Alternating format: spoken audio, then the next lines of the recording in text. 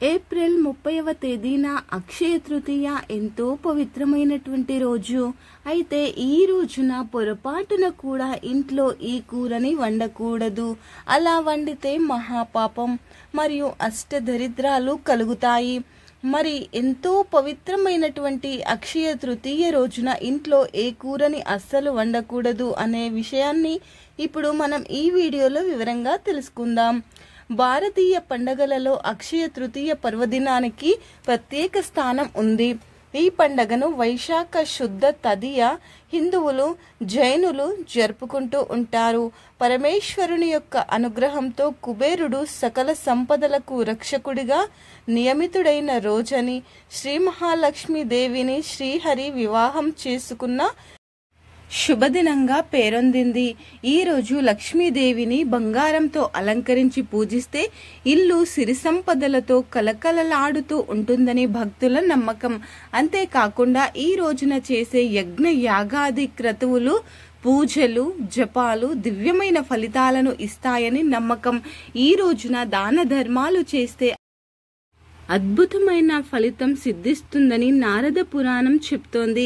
ఈ రోజున ఏ వస్తువు కొన్నా అక్షయం అవుతుందని ఒక నమ్మకం. దీంతో డబ్బు లేని వాళ్ళు కూడా అప్పు చేసి మరీ బంగారం, విలువైన వస్తువులు వంటివి ఈ రోజున కొనుగోలు చేస్తారు. పైగా బంగారం ఎంత ఖరీదు ఉన్నా కూడా ప్రజలు కొనడానికి వెనుకాడరు. ఎందుకంటే దానివల్ల మరింత అక్షయం అని నమ్మకం. కానీ అది నిజం కాదు.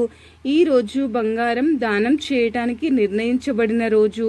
ఇక ఈ రోజున కేవలం బంగారమే కాకుండా ఇతర వస్తువులను కొనుగోలు చేసినా మంచి ఫలితం ఉంటుంది. ఈ రోజున ధాన్యం, జొన్నలు వంటివి కొనుగోలు చేసి విష్ణువుకు సమర్పించి ఆ తర్వాత వాటిని ఎర్రటి వస్త్రంలో చుట్టి భద్రపరచాలి. అలా చేయడం వల్ల ఇంట్లో లక్ష్మీ కటాక్షం కలుగుతుంది. అంతేకాకుండా ధాన్యం కూడా వృద్ధి అవుతుంది.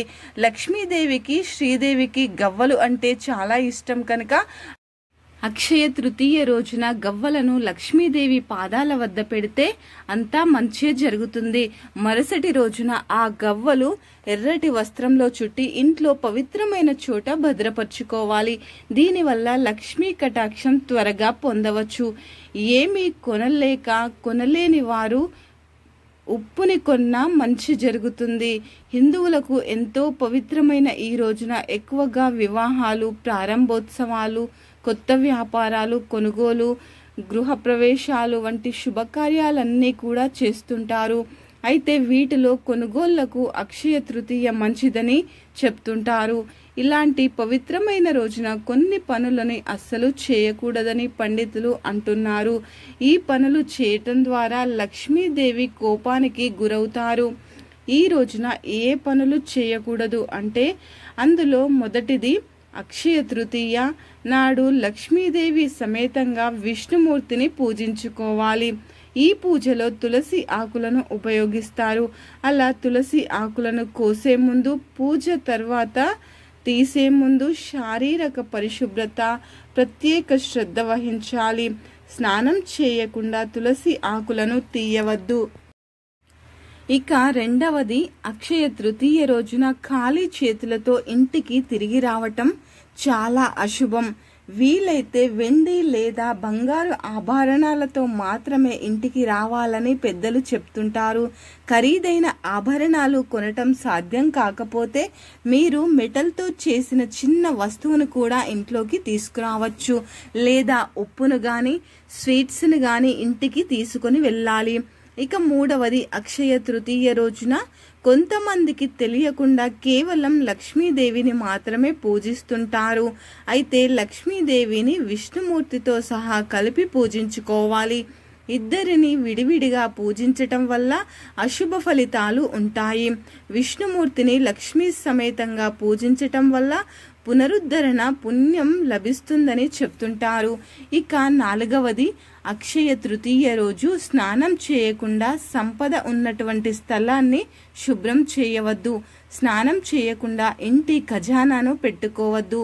ఇంట్లో స్వచ్ఛత పట్ల పూర్తి శ్రద్ధ వహించండి. దీపావళి మాదిరిగా ఇంటిని శుభ్రం చేసి సాయంత్రం ప్రధాన ద్వారం వద్ద నూనెతో గాని లేదా నెయ్యితో గాని దీపాన్ని వెలిగించండి. ఇక 5వది అక్షయ తృతీయ రోజున ఇంట్లో ఏ మూలన కూడా చీకటి పడకుండా చూసుకోండి. ఇంట్లో చీకటి ఉన్నటువంటి చోట దీపం వెలిగించండి. ఇది కాకుండా తులసి మొక్క ముందు దీపం వెలిగించండి.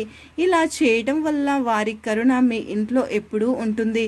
ఇక 6వది అక్షయ తృతీయ రోజున బ్రహ్మచర్య నియమాన్ని పాటించాలి.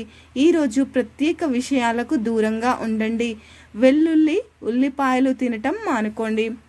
సాత్విక ఆహారాన్ని మాత్రమే తినండి. ఎవరి పట్ల చెడు ఆలోచనలు లేదా కోపం తెచ్చుకోకండి. ఇక 7వది పగటిపూట నిద్రపోకూడదు. ఈరోజు యాచకులు మీ ఇంటికి వస్తే వారిని ఖాళీ చేతులతో వెళ్ళనివ్వవద్దు. వారికి ఆహారం ఇవ్వండి లేదా దాతృత్వంతో ఏదైనా సరే ఇవ్వండి. ఈ అక్షయ తృతీయ రోజు కొద్దిగా జపం చేసినా, కొద్దిగా దానం చేసినా, కొద్దిగా పారాయణ చేసినా అక్షయమైన అనంతమైన ఫలితాలు కలుగుతాయి. అందువలన దీనికి అక్షయ తృతీయ అనే పేరు వచ్చింది. ఈ అక్షయ తృతీయ గొప్పతనం ఏమిటంటే జీవుడు ఒక శరీరాన్ని విడిచిపెట్టి ఇంకొక శరీరానికి వెళ్ళినప్పుడు చేసిన పుణ్యాన్ని అనుసరించి ఇస్తారో అక్షయం అంటే ఖర్చు కానిది అని అర్థం. జన్మలో జీవికి కడుపుకి ఏ జన్మలో అయినా అన్నం దొరకాలి, నలుగురికి సాయం చేసే స్థానంలో ఉండాలి అని కోరుకునేవారు చిత్త రోజున బ్రాహ్మణుడికి స్వయం పాకం దానం ఇచ్చుకోవాలి. కనీసం ఒక కుండలో నీళ్లు నింపి దానం ఇచ్చిన అక్షయమైన ఫలితం కలుగుతుంది. ఇక ఈ రోజు పొరపాటున కూడా ఇంట్లోని ఆడవారు మాంసాహారాన్ని వండవద్దు. ఎవరు ఈ రోజు మాంసాహారం తినకూడదు. అక్షయ తృతీయ ఎంతో పవిత్రమైనటువంటి రోజు. ఈ రోజున ఏ రూపంలో అయినా సరే మాంసం తింటే అష్ట కష్టాలు అనుభవిస్తారని పండితులు అంటున్నారు. ఇప్పుడున్న గ్రహగతుల రీత్యా అక్షయ తృతీయ రోజు మాంసాహారం తినటం అంత మంచిది కాదని పండితులు కూడా చెప్తున్నారు. కాబట్టి ఆడవారు ఈ విషయాన్ని గమనించండి. అక్షయ తృతీయ రోజు అసలు ఇంట్లో మాంసం వండకుండా జాగ్రత్త పడండి. అదేవిధంగా అక్షయ తృతీయ అనేది బుధవారం వచ్చింది. కాబట్టి ఈ బుధవారం రోజు పప్పు దినుసులకు సంబంధించిన ఎటువంటి ఆహారాలని కూడా వండుకోవద్దు. ఎర్ర కందిపప్పుతో చేసిన పదార్థాలను, కందిపప్పుతో చేసినటువంటి పదార్థాలను ఈ రోజున తినవద్దు. అదేవిధంగా ఎర్రటి రంగులో ఉండే ఏ కూరగాయలన్నా సరే లేదా పండ్లైనా సరే వాటిని కూడా ఈ రోజున తినవద్దు. అలాగే ఇంట్లో ఎవరు కూడా మాంసాహారం తినకుండా జాగ్రత్త చూసుకోండి. ఎవరైనా సరే ఈ రోజు మాంసం తింటే గొడవలు అంటే గ్రహాలు ప్రతికూలించి లేనిపోని సమస్యలు గొడవలు వస్తాయి. పరమ దారిద్రాన్ని అనుభవిస్తారు. కాబట్టి పొరపాటున కూడా ఈ అక్షయ తృతీయ రోజు మాంసం తినకండి. పప్పుతో చేసినటువంటి ఎటువంటి పదార్థాలను తినకండి. ఎర్రటి రంగులో ఉండేటటువంటి పండ్లని, కూరగాయలని తినవద్దు. తిన్నారంటే మాత్రం ఖచ్చితంగా దారిద్రాన్ని అనుభవిస్తారు. ఈ వీడియో గనుక మీకు నచ్చినట్లయితే లైక్ చేయండి, షేర్ చేయండి. మరిన్ని మంచి వీడియోస్ కోసం మన ఛానల్ని సబ్స్క్రైబ్ చేసుకొని మాకు సపోర్ట్ చేయండి.